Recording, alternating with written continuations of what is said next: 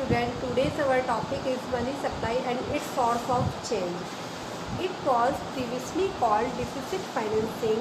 Monetization of deficit is an important source of change in money supply in the economy. The certain of deposit by the banks when they creates credit for the government leads to the increase in money supply in the economy. आज जो हम बात कर रहे हैं वो बात हम कर रहे हैं कि मनी सप्लाई के बारे में कि मनी की सप्लाई क्या होती है, मुद्रा की पूर्ति क्या होती है।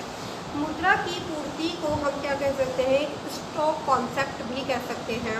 ठीक है, इससे अभिप्राय है कि किसी विशेष समय में अर्थव्यवस्था में उपलब्ध मुद्रा की कुल मात्रा कितनी है। कोई इकोनॉमी है, उसमें क्या हो रहा है, जो मुद्रा की मात्रा है वह कितनी है। मुद्रा की पूर्ति के संबंध में 3 प्रकार के विचार या परिभाषाएं उल्लेखनीय है। 3 चीज़ें बताई गई है इसमें मेनली।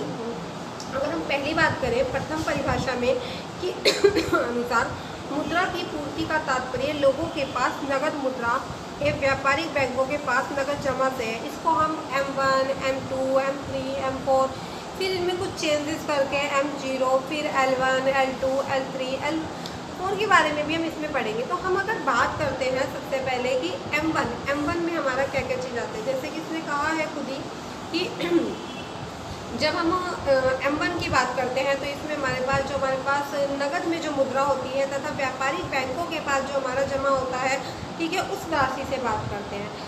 मांग जमा राशि का अर्थ चालू खातों में जमा वह राशि है जिसकी मांग होने पर बैंक को क्या कर सके, तत्काल उसका भुगतान कर सके। ठीक है, हमने अपने जो है सेविंग अकाउंट में पैसे डाल रखे हैं और हमें उसकी नीड है, तो उस नीड की जब है तो उस नीड के अकॉर्डिंग हम उसका क्या कर सके, भुगतान कर सके। इसे हम क्या कर सकते हैं, M1 द्वारा डिफाइन कर सकते हैं। फिर बात करते हैं यह मुद्रा की पूर्ति की संकुचित परिभाषा अथवा दृष्टिकोण है। मुद्रा की जो पूर्ति होती है, जो सप्लाई होती है, उसकी क्या हो सकती है, संकुचित, एक आप नैरो डेफिनेशन कह सकते हैं इसको। अगर हम बात करते हैं मुद्रा की पूर्ति में M1 क्या होता है, जनता के पास जितनी भी करेंसी और नोट जमा होते हैं तथा व्यापारिक बैंकों के पास मांग जमा, तो उसको हम क्या कहते हैं, M1 का नाम देते हैं। जैसे कि हम बात करते हैं work of money, narrow approach of money supply and broad approach of money supply. मैंने आप लोगों को बताया कि हमारे यहाँ पे मुद्रा की पूर्ति को क्या हुआ है, 2 अप्रोच में बांटा है। नैरो मतलब एक संकीर्ण विचारधारा, जो हमारे यहाँ पे M1 जो होती है उसको हम narrow approach of money supply के नाम से जानते हैं, जिसमें हमारे पास 2 चीज़ें शामिल होती हैं। जनता के पास जितनी भी हमारी करेंसी है या जमा है पहली तो वो, और जो कॉमर्शियल बैंकों में, हमारे व्यापारिक बैंकों में मांग जमा है वो। इसमें जब जनता के पास जो नगद जमा है उसमें हमारे करेंसी नोट में सिक्का के दोनों को इंक्लूड किया सकता है। अब जब ब्रॉड की बात करेंगे तो ब्रॉड अप्रोच का मतलब ही क्या है, जो M3 होता है वो हमारा ब्रॉड के अंतर्गत आता है। आप लोग M1 के बारे में समझ गए कि M1 में क्या है, जनता के पास जितना भी नगद कोष है वो सिक्के हो सकते हैं आप लोगों के, और वो नोट हो सकते हैं। प्लस हमारे जो बैंकों में जमा है, व्यापारिक बैंकों में जो हमारा डिपॉजिट, डिमांड डिपॉजिट जो जमा है, उसको हम क्या कहते हैं, नैरो अप्रोच में लेके आते हैं। सेकेंडली हम बात करते हैं अभी कि सेकंड परिभाषा में मुद्रा के परिमाण सिद्धांत से आधारित है। जैसे कि इन्होंने बताया कि फर्स्ट में क्या है, मुद्रा की पूर्ति के बारे में बताया है, सेकंड में क्या बताया है, मुद्रा के परिमाण सिद्धांत के संकुचित दृष्टिकोण को ही बताया है। इस दृष्टि से मुद्रा की पूर्ति को परिभाषित करते हुए हम बताते हैं कि किसी विशेष समय में, एक स्पेशल टाइम है, उस विशेष समय में मुद्रा की पूर्ति का अर्थ सही अर्थों में डॉलर की वह राशि है जो लोगों के पास होती है।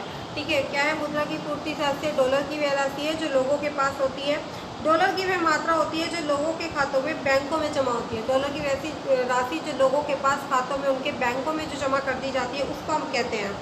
ठीक है, हम बात करते हैं इस प्रकार इन्होंने बताया इस परिभाषा में मुद्रा का जो मूल्य है वो स्टोर ऑफ वैल्यू, ठीक है, कि हम उस मुद्रा को कैसे हम उसको स्टोर कर सकते हैं, उससे लगाया जाता है। फिर हम बात करते हैं इसे अमेरिका में M2 तथा ब्रिटेन में M3। देखो अलग अलग जगह पे इसको अलग अलग बोला है। जब हम स्टोर ऑफ मनी की बात करते हैं तो अमेरिका में इसको M2 का नाम दिया गया है, जबकि हम इसी ही जो स्टोर ऑफ मनी है अगर बात करें ब्रिटेन की तो वहाँ पे इसको M3 का नाम दिया गया है। भारत में भी इसे M3 ही कहा जाता है। और M3 का मतलब क्या होता है, ब्रॉड। जब हम ब्रॉड के पास चले गए, broad approach of money supply की बात करेंगे तो हमेशा याद रखना है कि हमारी जो M3 होती है वो broad approach of money supply होती है, जिसके अंतर्गत हमारे करेंसी आते हैं, जनता के पास जो भी मांग जमा है वो जाती है, और हमारी जो फिक्स डिपॉजिट होता है जिसको हम FD का नाम देते हैं, वो भी क्या होती है, इसके अंतर्गत ही शामिल की जाती है। मुद्रा की तीसरी जो परिभाषा है उसको हम अधिक विस्तृत, ठीक है, वही ब्रॉड अप्रोच, अर्थात इसको बहुत बड़ी डेफिनेशन कहते हैं, तथा अर्थशास्त्री बुले एफ शाह ने इसके बारे में बताया है कि उनके अनुसार मुद्रा की पूर्ति में उपयुक्त M2 के साथ बचत बैंकों की जमा राशि एवं अन्य साख तथा वित्तीय संस्थाओं की जमा राशि को भी हम शामिल करते चलते हैं। यह एक मुद्रा का हम क्या कह सकते हैं, व्यापक दृष्टिकोण, अर्थात एक बड़े लेवल पे, एक लार्ज स्केल पे जब हम बात करते हैं तो वहाँ पे हमारी ब्रॉड अप्रोच अर्थात हमारी M3 को हम शामिल करते हैं, जिसमें हमारे पास क्या आएगा, जो जनता के पास जमा था M1 को पूरे को शामिल करेंगे। उसके बाद व्यापारिक बैंकों में जितनी भी हमारी जमाएं हैं, मांग जमाएं, वो सारी, और जो हमारी सावधि जमा होती है जिसको हम फिक्स डिपॉजिट कहते हैं, वो भी हम इसमें क्या करते हैं, इंक्लूड करके चलते हैं। अब देखते हैं हमने इन डेफिनेशंस को करने के बाद किसी देश या स्थिति में परिभाषा की उपयुक्तता उसकी मॉनेटरी पॉलिसी के ऊपर डिपेंड करती है, अर्थात जिसके आधार पर मौद्रिक नीति को हम सफलतापूर्वक क्या कर सकते हैं, कार्यान्वित कर सकते हैं। यदि हम मुद्रा के विनिमय माध्यम हम एक्सचेंज मीडियम के बारे में दें तो विश्लेषणात्मक दृष्टि से यह पहली परिभाषा है, ठीक है। दूसरी परिभाषा भले ही विश्लेषणात्मक दृष्टि से अच्छी न हो, किंतु मौद्रिक नीति की क्रियाशीलता की दृष्टि से यह अति उपयुक्त होती है, अर्थात यह बहुत ज़्यादा फेवरेबल आप इसको कह सकते हैं, क्योंकि इसमें केंद्रीय बैंक अधिक विस्तृत मौद्रिक नीति की गणना या घोषणा करता है, उसको नियंत्रित करता है। जहाँ तक हम तीसरी परिभाषा का प्रश्न है, यह बहुत अधिक विस्तृत होने के कारण काफ़ी जगह पे हम इससे अनसेटिस्फाइड भी माने जाते हैं।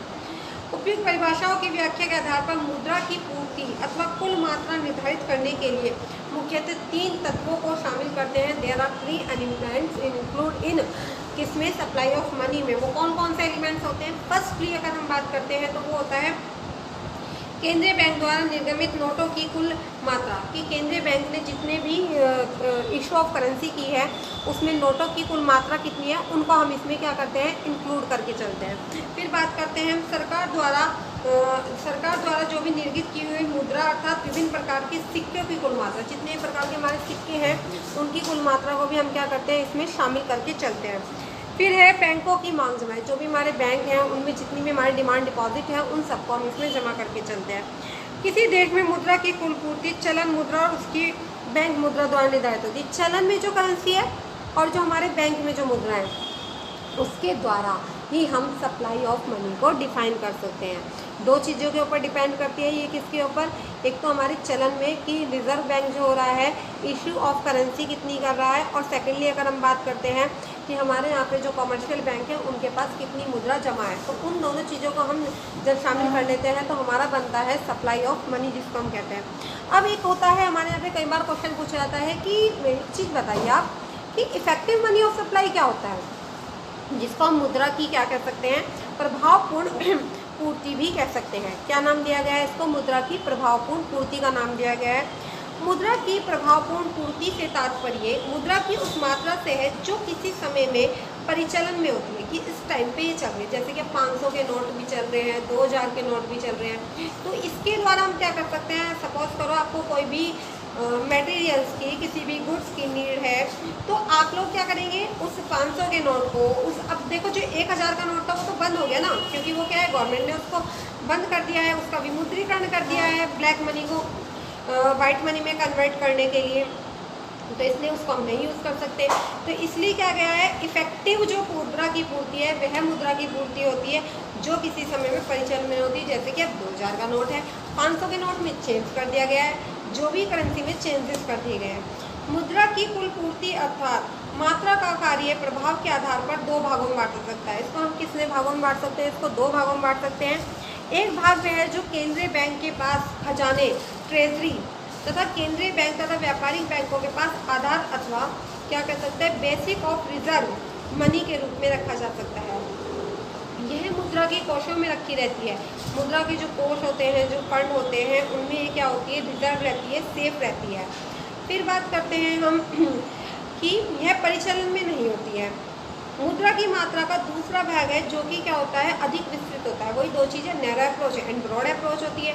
परिचालन में रहता है, परिचालन में मुद्रा विनिमय संबंधी तथा अन्य भुगतानों के माध्यम से उपयोग किए जाने के लिए, वही हमें कोई माल खरीदना है तो उस माल को खरीदने के लिए हम क्या करेंगे, उस मुद्रा को देंगे, उसके बदले में वो माल ले सकते हैं। जनता के अंतर्गत सभी व्यक्तियों, व्यावसायिक फर्मों, राज्य सरकारों, स्थानीय संस्थाओं एवं कॉर्पोरेट कंपनी आदि को शामिल किया जाता है।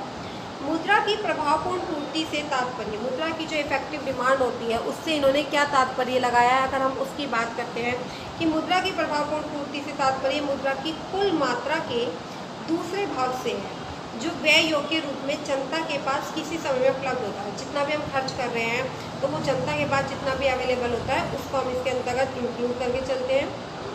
इस तरह मुद्रा की प्रभावपूर्ण पूर्ति ज्ञात करने के लिए मुद्रा की कुल पूर्ति अथवा मात्रा में धात्विक पत्र मुद्रा की वह मात्रा निकाल दी जाती है, जो धातु मुद्रा होती है उसकी वह मात्रा निकाल दी जाती है जो सरकार, केंद्रीय बैंक, व्यापारिक बैंकों की कोषों आधार अथवा आरक्षित मुद्रा के रूप में पड़ी रहती है।